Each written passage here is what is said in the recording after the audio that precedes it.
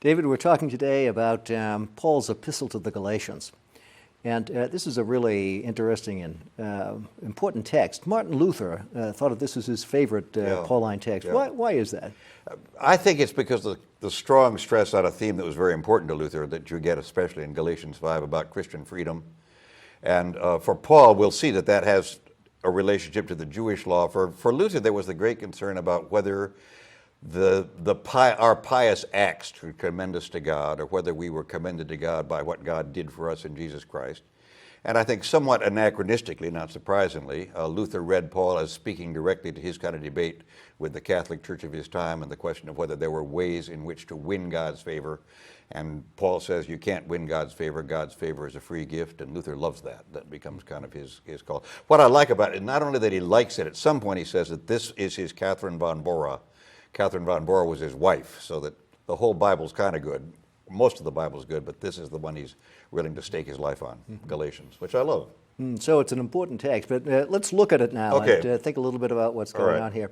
It begins in a different way from other Pauline texts, right? How does it begin? It's strikingly different because in the Pauline text we have, and also in other letters of his time, the tendency was to say, hello, I'm David, you're Harry, nice to see you. And then I say, I'm thankful for our friendship, for the fact that this is the 18th time we've done this, and that it's still going pretty well, and we're still speaking to each other. And in most of Paul's letters, just after he says, here I am and here you are, he says, I'm thankful for the following things, and then lists the elements of that congregation that have meant a great deal to him, and the themes that he wants to lift up in praise. Here he moves directly from the salutation to a kind of harsh, I'm astonished that you've fallen away from the gospel. So that the tone is one of anger, distress, almost parental, I think, anger and distress. You feel like the kids have gone off the plantation and you need to try to get them back. So it's a really edgy letter. It's a very edgy letter from beginning to end. There are lovelier moments where he's kinder, but there's something serious. He thinks there's something seriously at stake here. He thinks his gospel is at stake here, and he's willing to fight very hard to preserve it. And what is the presenting issue? Why is his gospel Well, at stake? insofar the presenting issue has something to do with obedience to the Jewish law, especially around issues of circumcision and probably diet. There's a difference of opinion among those like us who study this of whether these are actually Jewish Christians who've come in or Gentile Christians who want to obey the Jewish law. But it's clear that Paul preached what Luther would have loved, a kind of law-free gospel for Gentiles at least, and that after Paul has left the Galatians, other teachers come in and say, well, what Paul gave you was good but not good enough, because while it's absolutely true that God in Christ reconciles you to God's self, nonetheless, there are certain obligations you take on. You can't be part of this community without continuity with the Jewish community, and the markers of the Jewish community are that males should be circumcised, all of us should keep kosher laws, maybe some other obligations as well. And so Paul didn't give you the whole gospel. He left out part 2. We need to tell you about part 2. And he thinks on that case there is no part 2. So who are these people that are being addressed, the Galatians? We don't know for sure. There are two different possible groups. One are the kind of ethnic Galatians who lived in the northern part of the territory, and the others were the southern Galatians, which was actually a Roman province in the southern part of the country. Where is the territory? Turkey-like, Anatolia. And you and I have talked about this before. A lot of ink is going into that. I'm not sure it ends up being terribly different in terms of what he's worried about, because what he's worried about is how do they understand the Old Testament? How do they cling to his gospel? How do they understand the law? So they're Gentiles in any case. They are Gentiles in any case, right. So the issue is not what is appropriate for a Jewish believer. The question is what's appropriate for a Gentile believer. That's extremely important. And someone either from within their community or from outside has been telling them, as you said, that they really need to get circumcised. This is not really enough. You have to eat right and you have to undergo circumcision. So Paul's first move in the first couple of chapters is really to talk an awful lot about himself, right? Yeah. What does he say about himself? Well, I think he says a couple things about himself. The first thing he wants to say is that he's an apostle and that therefore he speaks with God's own authority. But he also wants to insist that his apostleship is directly a gift from God. It doesn't depend on any human authorities, doesn't depend on ordination or councils. And I suspect that's because some of his opponents, some of these later teachers, have claimed that they speak more directly for the original circle of the apostles, that they are more like Peter, they are more like John, they are more like Jesus' brother James. So Paul does this kind of interesting play, which I think we've all done from time to time, which is to say, I don't take my authority from them, I have my authority directly from God. Oh, by the way, if I were to ask if they approve of me, they do. So I don't. He says they gave their right hand They in gave their right fellowship hand after they and told me to go ahead and do my mission to the Gentiles. But I didn't need to do that because I was called by God.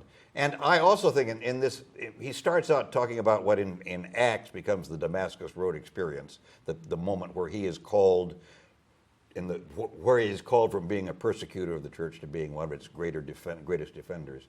And I think at that point he very much sees himself in the light of the great Old Testament prophets, especially Jeremiah.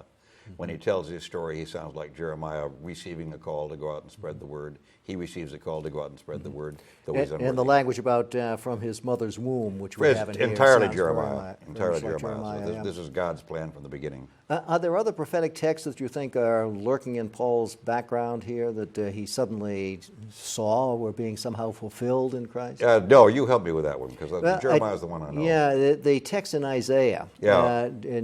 Toward the end of Isaiah, the talk about Gentiles coming to Yeah, worship yes, in the yes, temple, yeah. 56 and Yeah, 65. yeah. These are texts that I think Paul, we never have him cite those texts. Yeah. But I think they're lurking somewhere Well, in and the background. not just here, but throughout the correspondence, don't you think there's a sense that his job is to bring the Gentiles? He certainly has this sense. So the fullness of God's people comes in. And is there some sort of eschatological moment that's at stake here too? Is that part Well, of it? I think the hope is that at the end, all the nations will stream to Zion, and that's where God's Torah will be revealed in the hearts of everyone. And I think Paul thinks that's coming soon. So that there's a certain urgency about the eschatological. And the hope. resurrection of Christ is The in resurrection some of Christ, ways the first tied fruit, in. is the first moment. I think it's so easy for us, this is to get us a little bit from Galatians, but probably worth noting for a minute. It's so easy for us in the 21st century to say there was Christ's resurrection as a kind of special thing, and then we go back to life as usual.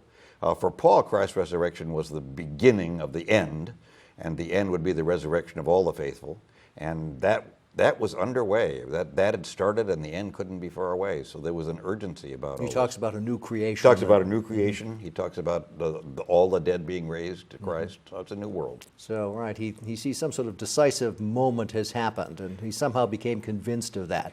That seems to be the heart of the so-called Damascus Road experience. And something, and we'll pick this up more as we go along, something of the shock of it was that a crucified one could somehow be the one to lead us into this new moment, this new age, this resurrected age, because by all his standards, Jesus was outlaw, lawbreaker, blasphemer, and then suddenly he becomes God's choice. Now, you mentioned Acts and the Damascus Road experience, and indicated that it's a little bit different from what Paul says here. It's a much more dramatic much more spelled out by detail. And Luke certainly has a kind of dramatizing imagination when he deals with a lot of things. There's another interesting point of contact between Galatians and Acts, and that's the point of agreement between Paul and the Jerusalem authorities. Right. And is it described in the same way? And no, it's not described in the same way. It sounds much more. Well, let me just suggest that when in doubt, I tend to want to look at Paul's version of the story because it's immediate and first person, and Acts is some years later with the reflection of a church that's been developing and the attempts of all of us to try to write our history in the best possible light.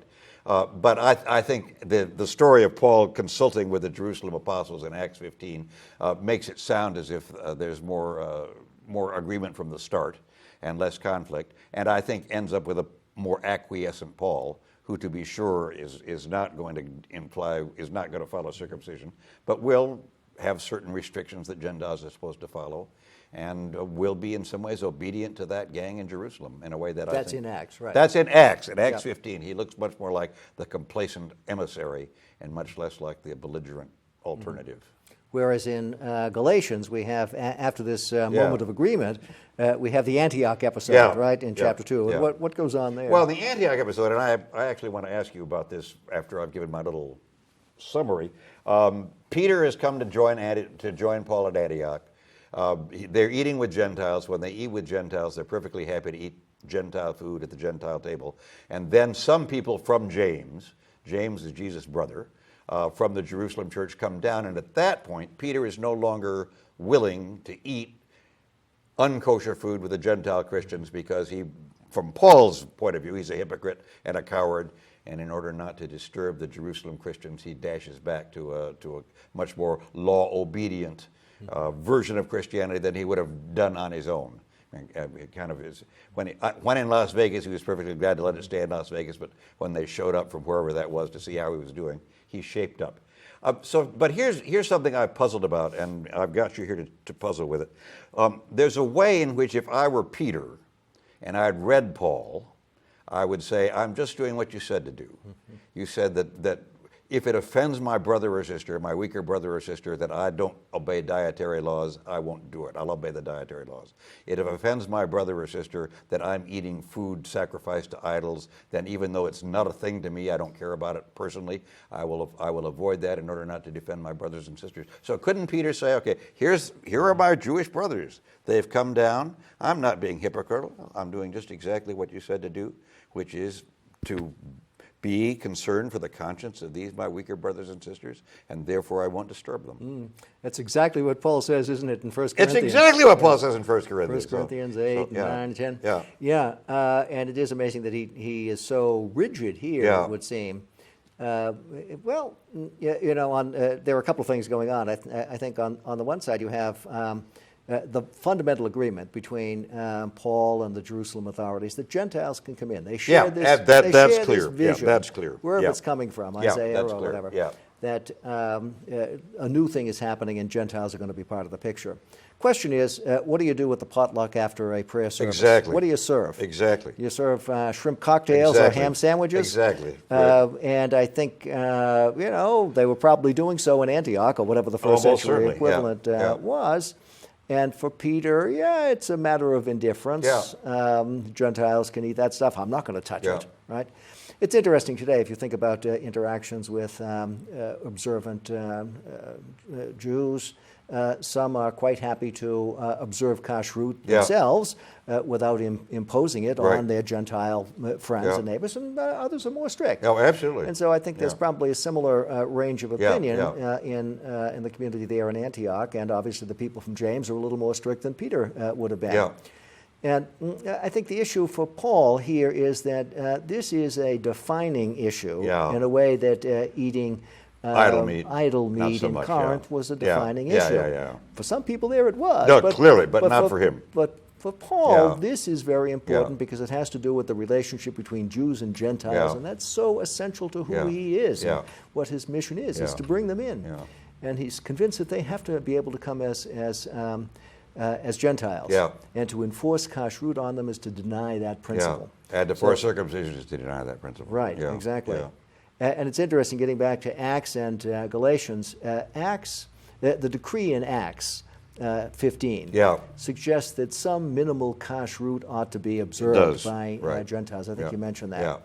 And that sounds to me as Luke rereading history. Yeah. Because if we read Paul, and I agree with you that Paul is closer to the events, which probably took place around 48, 49, somewhere at the end of the 40s. So Paul is probably giving us a closer description. They just agreed on one principle: the Gentiles can come in. That's and they left other things untouched. Absolutely. And so nothing like solutions to cause problems. Yeah, and I think No, the solution caused the problem that we see here in Antioch. Yeah. What do you serve at the pot? So 40 years later, you're saying, all right, here's how we renegotiate this, basically. And then Paul becomes subject to a later reading of how the unity of the church works. Right. I think that's exactly right.